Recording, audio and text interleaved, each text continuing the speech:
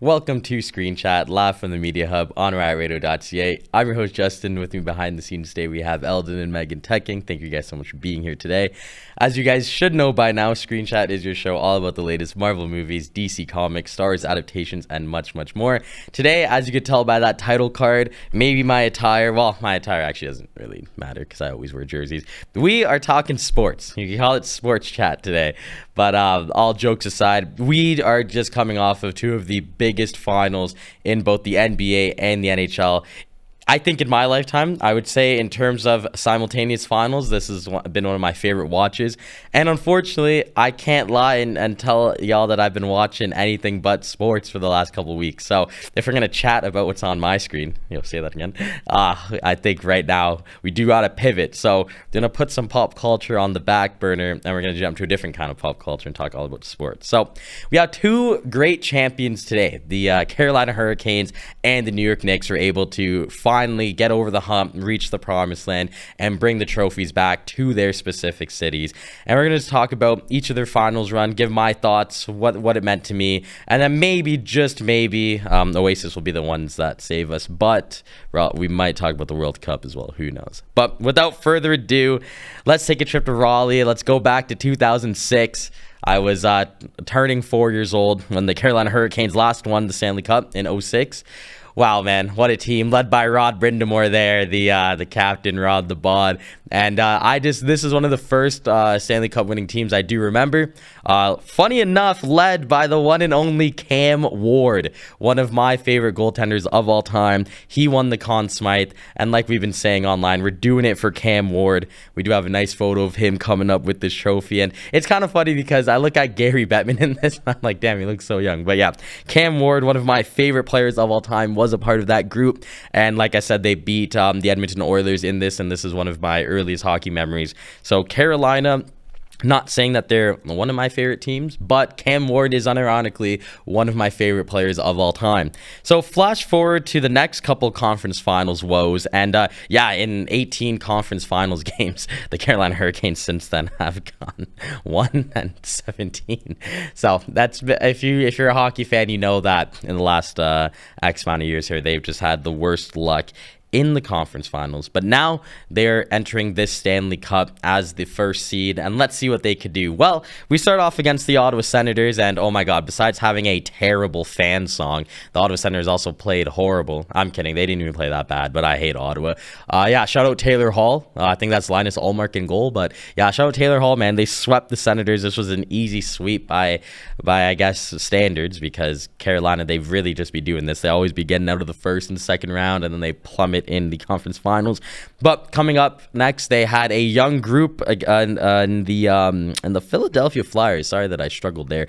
I really thought Pittsburgh were going to beat Philly, but they were able to get to the next round and get swept by Carolina as well. And who would Carolina get this time in the conference finals? Well, it would be none other than the Montreal Canadiens, Les Habitants. And now I hate Montreal, and these brothers won the first game like 6-2, but then the gentleman's sweep would happen, and Carolina would go, I guess using quick maths here, that would have been 12-1 in the first three series, and they finally got their long-awaited Eastern Conference Finals win.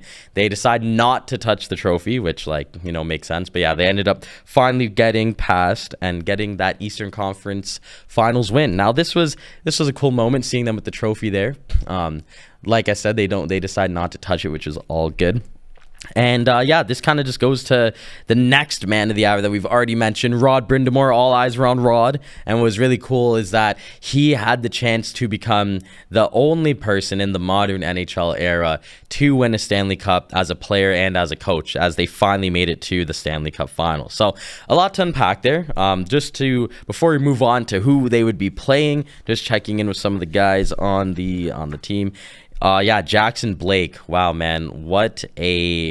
I don't even know where to begin on Jackson Blake. I think we'll get back to him later on. And yeah, just like, wow, if you watch the NHL playoffs, Jackson Blake, wow, tremendous player, man. Taylor Hall, obviously he was thriving. I really like Taylor Hall. I remember back in the day when he was drafted by Edmonton, even though I hate Edmonton, I really liked him. He was pretty cool. He didn't win the cup. And I know Tyler Seguin, who was the second overall pick that year, he won the cup as a rookie with the Boston Bruins. That was pretty cool for him. Logan Stankoven, he was having a really good playoffs as well, I can't lie. Andrei Svechnikov, of course, what a player. Keandre Miller was probably the Canes' best, or I should say, definitely most consistent player of the first 3 rounds. I know Wayne Gretzky went on air and said that there's not a better defenseman like playing hockey right now than Keandre Miller. So really good for him. He was ousted by the New York Rangers of all teams. They said Keandre Miller was not good enough and they got rid of him. And he goes to Carolina and they make the Stanley Cup Finals. So there you go for him. Seth Jarvis, the O2. I got a lot of love for Seth freaking Jarvis. He's Canadian as well. So, shout out him. But yeah, so what stood in the path of the Carolina Hurricanes? Now, we're going to go into this and we're going to be... I want to kind of tell a story here. I don't really want to just do your grand old hockey review where people jar and they're upset because who did Carolina play? Well, it was the Vegas Golden Knights. Now, a lot of people don't like the Vegas Golden Knights, and it's a team, it's a group, it's an organization that's new. They're successful. They've had a quick rise in 9 years. This was their 3rd Cup Finals appearance. And a lot of people don't really like them. And I'm going to be real, I don't really have ill feelings towards the Vegas Golden Knights, specifically because I think it was really cool that they got a team. They obviously have a lot of fans in Nevada, and they're able to win a Stanley Cup in their 6th year, I believe. I know they lost it in their 1st year as a team, but this is why I have a gripe with them. It's the 2026 rendition, and it's that little guy on the left who you might think, yo, he looks kind of familiar. Yeah, that is former Toronto Maple Leaf Mitch Marner, who decided to play the NHL playoffs on NHL 15 sliders. He was leading the whole entire league in playoff points. I think going into the Cup final, he had just shy of 20. Oh man, I wish the Maple Leafs had a player like this that could have done that with Austin Matthews and William Nylander and John Tavares and Matthew Nyes and Pacioretty was on our team at one point. I'm pretty sure we had Thornton at one point. We had Patrick Marleau, Wayne Simmons. Like, dude, how many more guys? But hey, all the credit to Mitch Marner, because apparently Tomas Hertl and Pavel Dorofeyev, I think that's his name. Dorofeyev's really good, actually. Barbashev. Apparently, these guys are getting it out of Mitch Marner, but the guys I mentioned couldn't. So, fair play to Mitch Marner there. And now, that's kind of setting the tone for this final. So, we were going to have a really, I guess...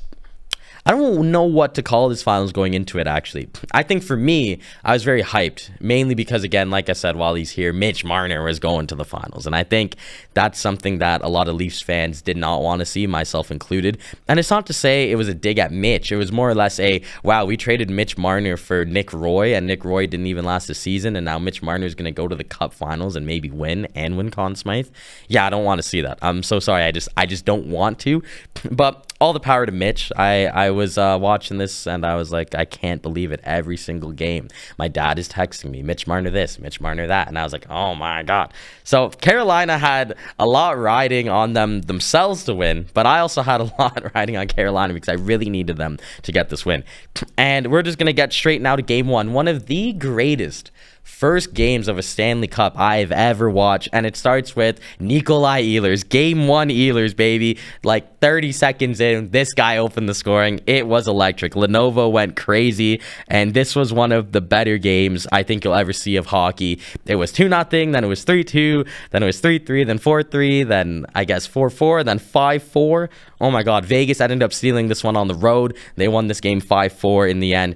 We have a couple funny photos coming up for you guys here. So this one is cool because this is what they actually posted. There's such an electric start to this series. And I think what's cool too is that you don't look at this and think, oh, da-da-da-da-da-da. You just go, wow, man, this is a crazy game. This was just wild, honestly. And then the meme from game 1 was actually just insane. Because I like, it was just too good. I'm not gonna lie. This was absolute peak cinema.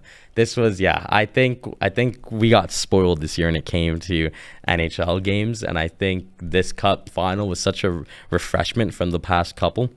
I'm obviously not a huge fan of Edmonton, so I was kind of happy to see a different group of players this time get to the final. Now, game two, this was, you know what? Game two, I really got to give this a promo here, if you will, because I feel like when you look at what was riding on this, they were back, they're in Raleigh, they're thinking, okay, we need to win. What can we do? Now, when you have a formidable foe like the Vegas Golden Knights under John Tortorella, everything's clicking with them.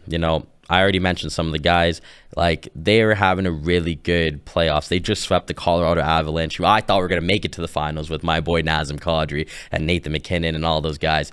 But how do you get over the Vegas Golden Knights? Well, you call on an old friend, because game two, we had the one and only Cam Ward. He was in the building. Oh, man, this was so sick. He did the horn. He did the siren. This was so cool, man. As I said at the top of the show, Cam Ward is my favorite goalie of all time. Conn Smythe winner in 06. He's doing the horn in 2026, and I was so happy to see this. This game was awesome. Now, game two, I don't really want to, necessarily do a full game review, but this game was pretty sweet, and it ended up going Carolina's way, and in overtime it was the previously mentioned Seth freaking Jarvis who got the overtime winner. Shout out Seth Jarvis, man. I really like Seth Jarvis. I will say I really like that he's my age, he's Canadian. I like Seth Rollins in WWE. I like Seth Jarvis in the NHL. So yeah, it's pretty cool. I thought he was fantastic in this game specifically. He was knocking on the door and he got the game winner, and I was really happy with that. Now we're gonna go on to game number 3, and yeah, this was the worst second period I've ever seen a team play in hockey, because I love Mr. Brindamore, but they wanted to change up their tactics, and it gave Mitch Marner not 1, not 2, not 3, but 4 breakaways. This guy had 4 breakaways, bro, in one period. And yeah, just if you watch hockey, you know by now he scored the quickest hat trick in NHL history, or sorry, in Stanley Cup history. It was just, oh my God, man. I don't like Mitch Marner. I don't. And the slap shot on the breakaway, that's what I used to do in NHL 15. And yeah, this was oh my God, man. It was crazy. Like I said, they literally gave him 4 breakaways. He converted 2 of them. And then I know he had a penalty shot, which was funny as well. So yeah, just whatever, Mitch Marner, whatever. I think your next couple games we're going to get into, but good on you for scoring the quickest hat trick. The Canes would not win that game. I know I pulled up the overtime image earlier as well for this. So yeah, they won 5-4. The Canes made a cool comeback, but it didn't work out. And you know what? You know who we got to mention now is the pesky Mark Stone. Now, Mark Stone is such an interesting player because he's a fantastic captain, man. He's a fantastic player. He is Canadian, so I like Mark Stone, but he's an Ottawa Senators legend, and he went from Ottawa to Vegas. If I'm not mistaken, that was direct.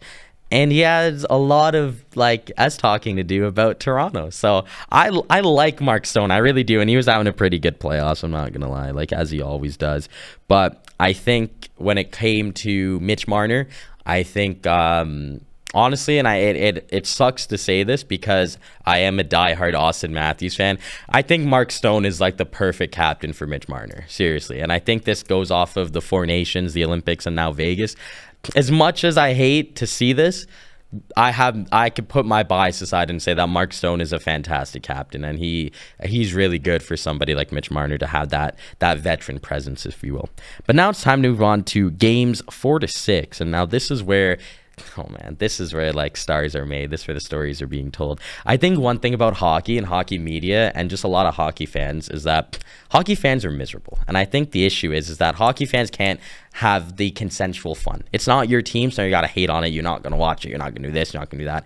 And I think you miss out on cool storylines and cool moments. And if you decided not to watch this because you didn't care for the teams, or you want to boycott Vegas and you want to do X, Y, and Z, and you're over Carolina and all this, John, well, you missed one of the best stories, I think, in sports history, at least in my opinion, and that was Brandon Bussi, the 27-year-old rookie. He passed around from the Boston Bruins to the Florida Panthers, and then finally was claimed by the Carolina Hurricanes. And he had to come in for Frederik Andersen. Shout out Eldon, because Eldon really likes Freddie Andersen, and I like him as well, former Leaf. But I don't know if I think he was injured. I don't know if he was playing that well. But Brandon Bussi comes in, and he shuts the door, man. I I have never been more proud of like a mutual fan, as a mutual fan. I think it was really cool seeing his family there. His mom was always in tears whenever we saw her on camera, and I thought that was really sweet. I just, yeah, Brandon Bussey's story to go from like undrafted and waivers and all this to then making appearances in the final was just so cool, man. In the couple games that he played, in the 3 games that he played, he had a 931 save percentage and had a 1.60 GAA, which is just fantastic. Say that again. But going back now to some other players on the team. Now, for me, I'm an O2, so I'm old enough to remember Eric Stahl, and I remember all of his brothers. But now it was his other brother, Jordan Stahl. It was his turn to be in Carolina. So when I was a kid, his brother was in Carolina. He had 100 points one year. They won the cup, and his name's in the rafters. Now, wow, 20 years later, we got Jordan turning into, I don't know who, Wayne Gretzky here, just diving effort. He was playing lights out. He had a goal in, I think, the first 5 games it was. Yeah, this one just being the highlight, man. This was so cool from him. And another guy I wanted to talk about was Sebastian Aho. Sebastian Aho had a very good showing. I thought he was very good in this playoffs, in this series. All in all for Aho, he had, in the whole playoffs itself, he had 12 points and was a +4. So, yeah, pretty good. And yeah, just before we get to what eventually happened, like I said, a lot of cool stories, a lot of moments, a lot of guys stepping up, a lot of cool, I guess, individual efforts, guys doing stuff that the stats don't show. And Carolina this year, it felt different. It looked different. It felt like, okay, are they going to win it this year? You know, they went down and eventually tied up the series and went up 3-2. And they had a chance to win the cup in Vegas. And I don't know how to describe it. As someone who's watched hockey my entire life, as someone who will, with their chest, root for somebody that isn't my own team, with the point of view of just being a huge fan of the game. This is the sport I love. I get emotional about hockey. I feel like one thing about the sport is that the people, in my opinion, that really bring the sport down are just the wrong kinds of fans. And I think when you have people hate watching these games and boycotting it and like, I guess, isolating their own fandom, and they're putting their own fandom aside and prioritizing the hatred, that's where the game doesn't grow. That's where the game doesn't have eyes on it. I know it's not either of my teams, and I know maybe I'm making a false narrative in my head to say, oh, when I was 3, I remember when the Canes won, let's go Hurricanes. But that's the love of the game. That's the beauty of it, right? Like, I remember being 3 years old and always hearing Cam Ward, seeing him on the highlight reel.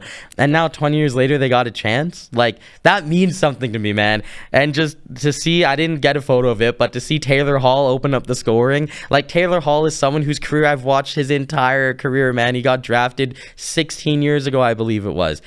He was on Edmonton and I hated him. He went to New Jersey and won MVP out of nowhere. And then he goes to Carolina and is like a key member of a playoff team at like in year 16. Taylor Hall is a guy that I would say a lot of people would agree with me. He's one of the best players of his generation. He was so up and down in his career, and to see Taylor Hall score like in a Stanley Cup final game in Game 6 on the road, it just, if that doesn't mean anything to you, man, especially if you're my age and in and around it, I don't think the sport's for you. I hate to say it, but like, you can't be Debbie Downer because this is Carolina versus Vegas. Dude, this is like some of the best players of our generations all coming together to face off, whether you like it or not. And I think it was really cool seeing Taylor Hall's effort go down as the goal that won Carolina the Stanley Cup, as they would close it out in 6 and the Canes would win. The Carolina Hurricanes, hey, what do you say? They finally brought the cup back to Raleigh. They finally did it.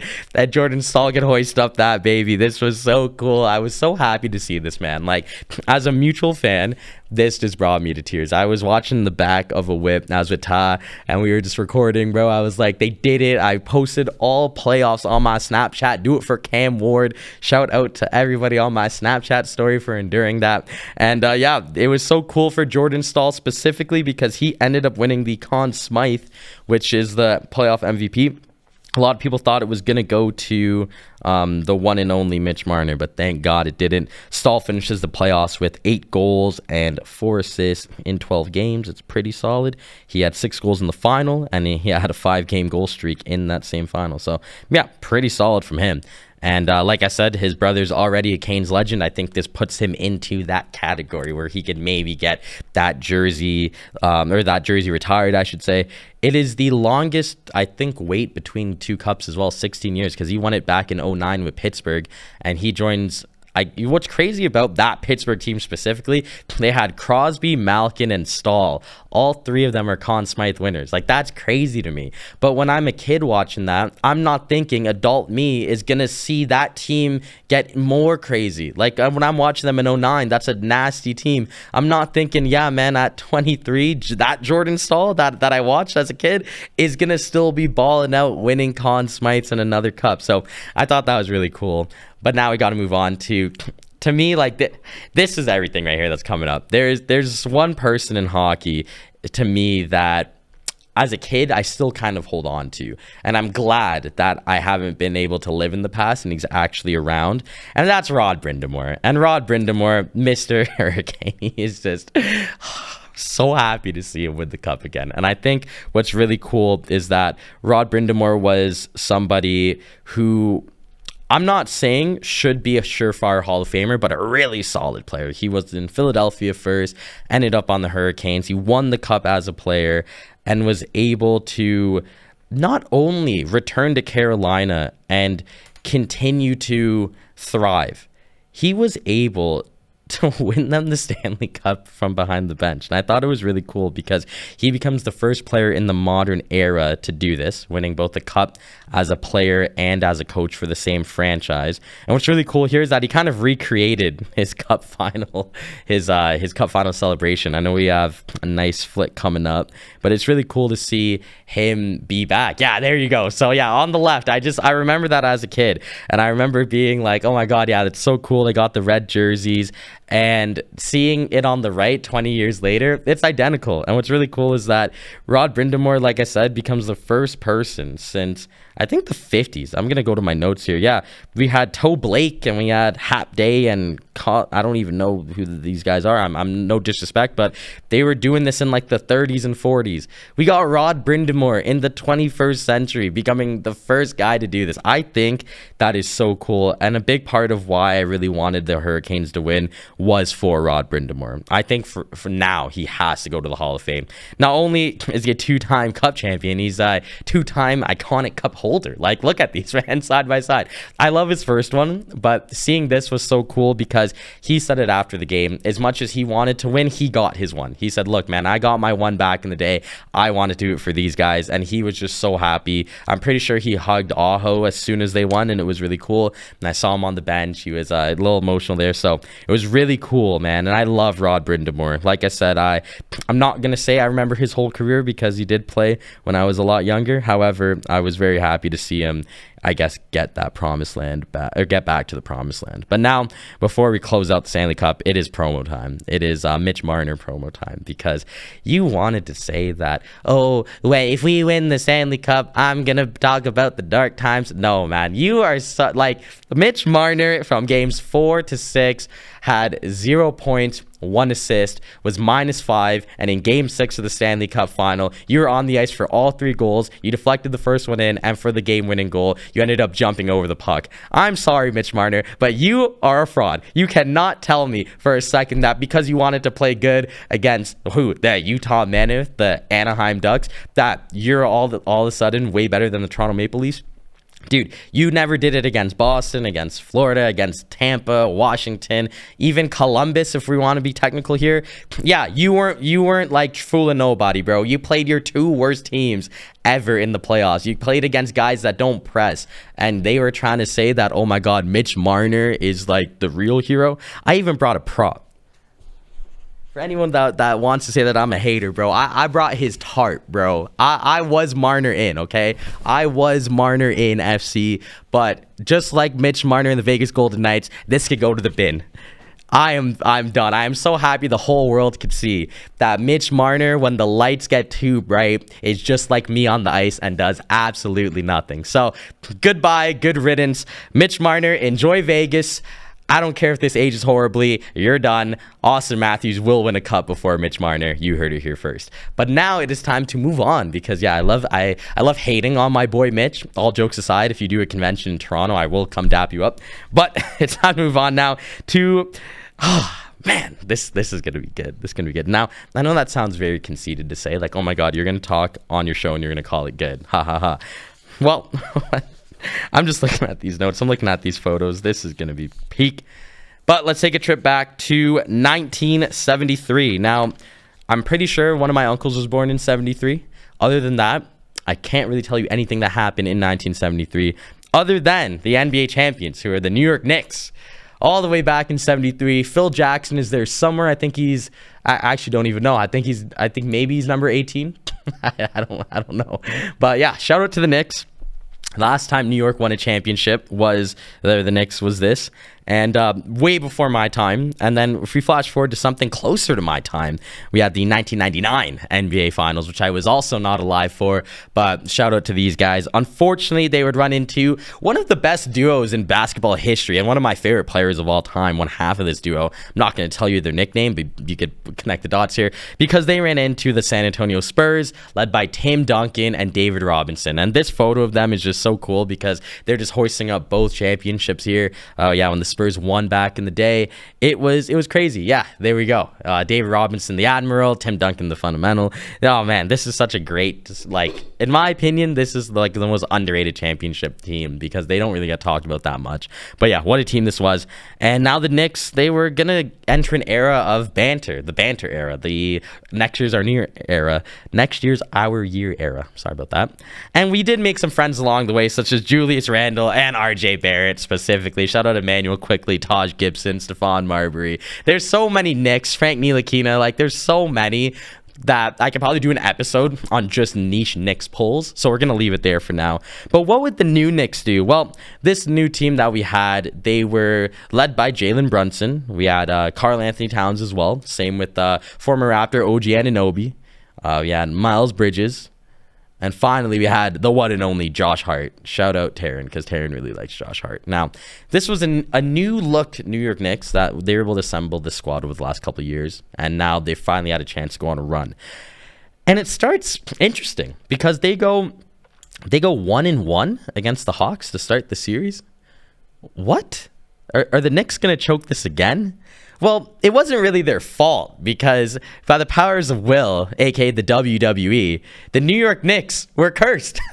And Danhausen said to Stephen A. Smith on First Take that the New York Knicks are cursed, and they lost. They kept kayfabe alive, people. If anyone wants to say that the WWE is fake, tell me how Danhausen curses the Knicks and they immediately lose.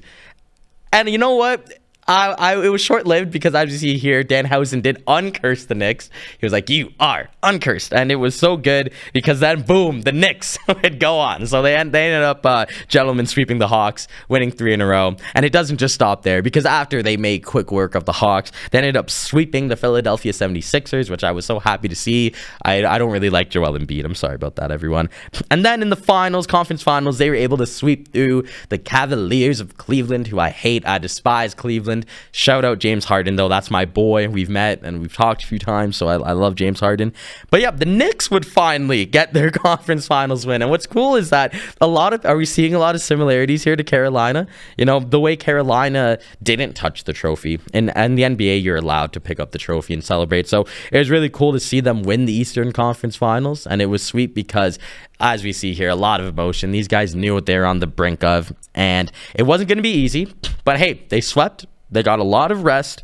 And who would they face off against? Well, in a world where scripted sports is always theorized and, oh, who has the script, who did what, you can't really write it better because they would come up against the San Antonio Spurs, who would beat the Oklahoma City Thunder, most successful rapper 35 and under, in 7 games, led by their freak of an athlete, Victor Wembanyama. Wemby standing at 7'5", dunking on Chet Holmgren, getting by Jay Williams and SGA.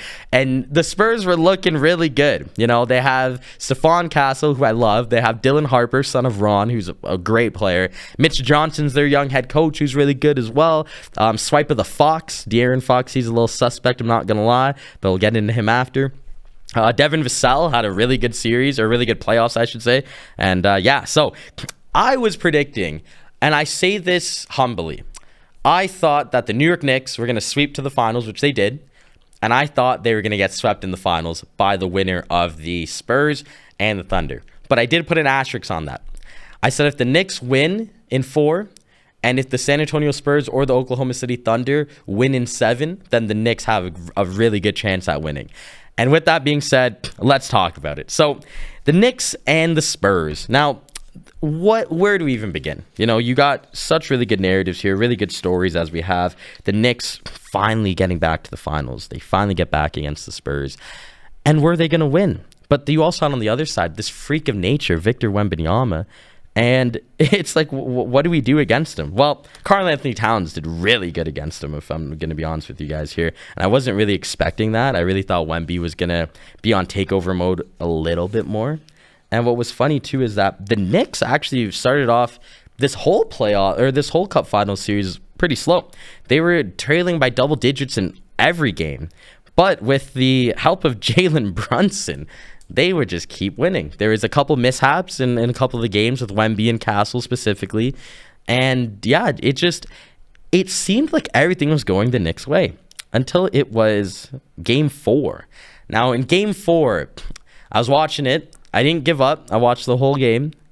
But the Knicks were down by, let me read this again just so everybody could hear. 29 points. The Knicks were down by 29. Wembanyama was trolling, saying, "I'm in your head."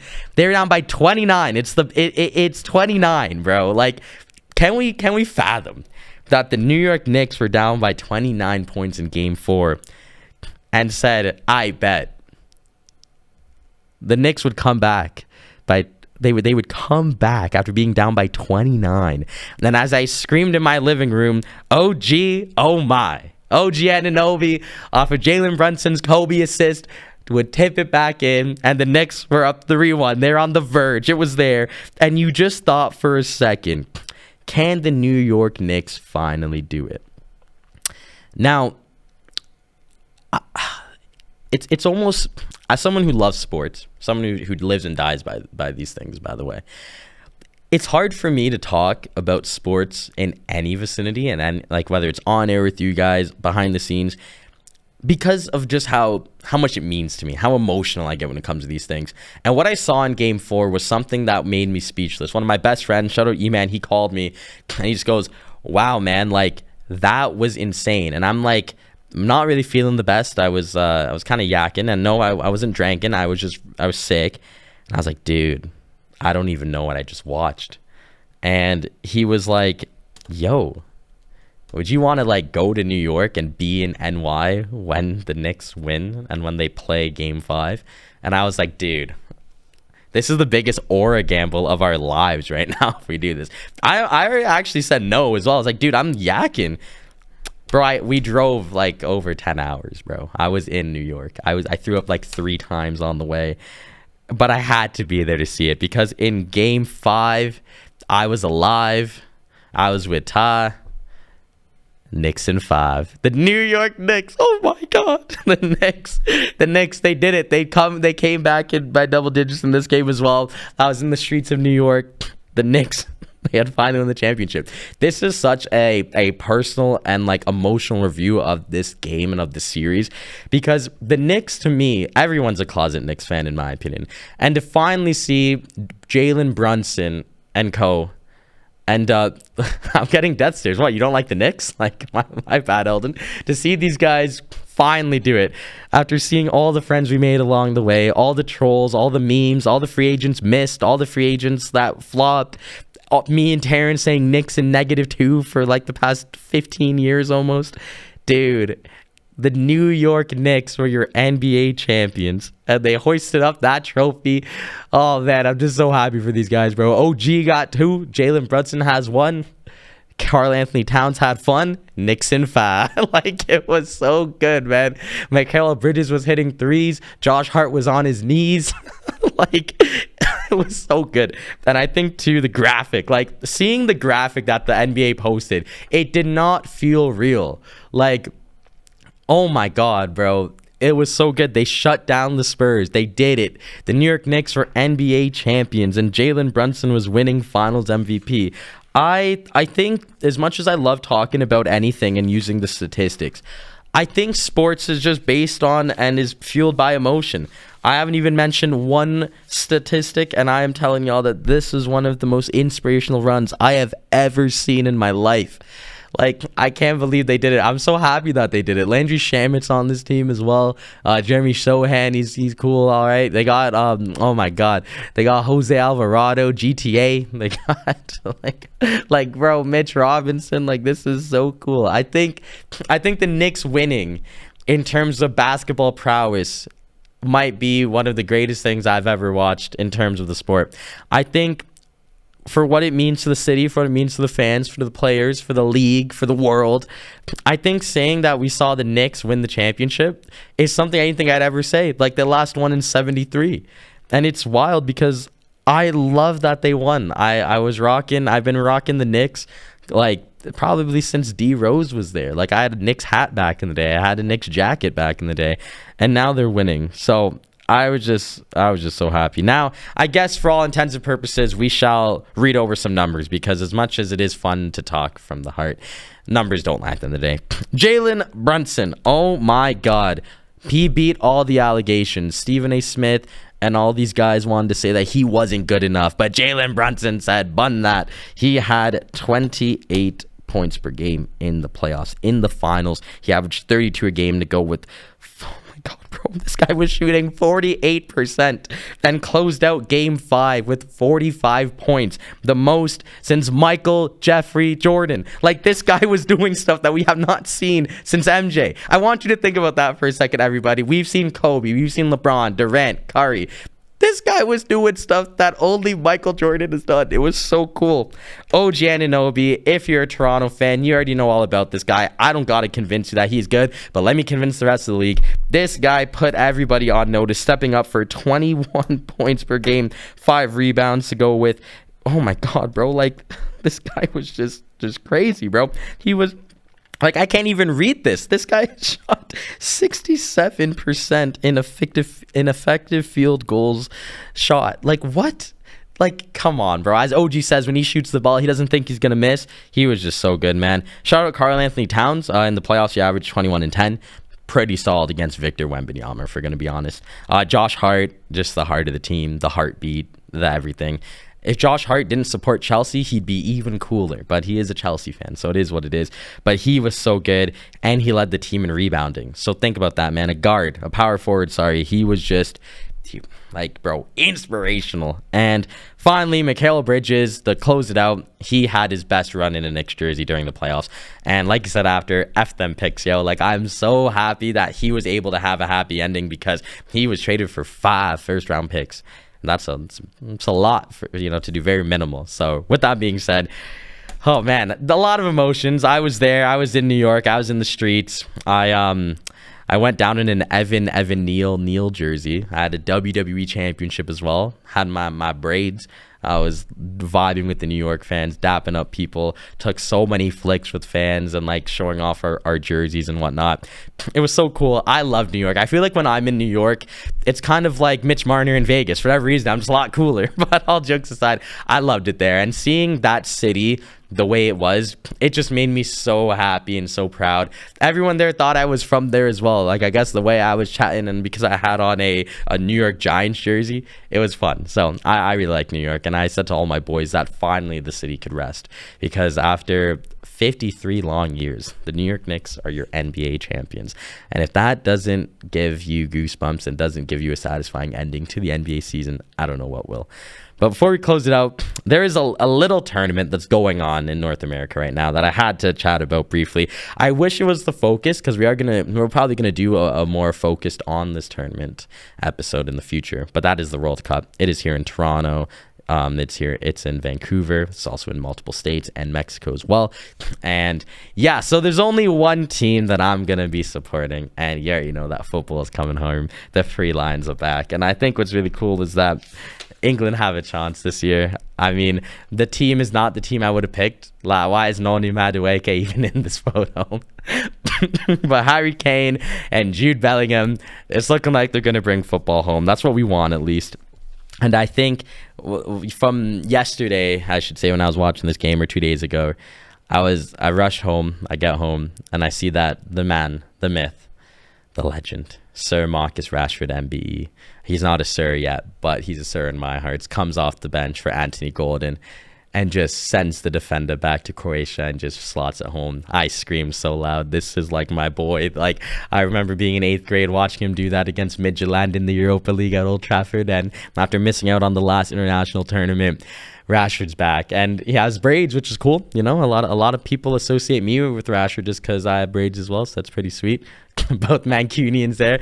And yeah, it's so cool to see my boy Marcus Rashford back. I really hope he comes back to Manchester United. We have Marco Carrick as the manager now, so I'm hoping, you know, FC Barcelona, shout out to my friend Jordy, who is I think he just turned 53, so happy birthday, Jordy. Yeah, Barcelona, they didn't want to take him back, and they spent 80 million quid on Anthony Gordon, of all people. Like, what are we doing there, Barca?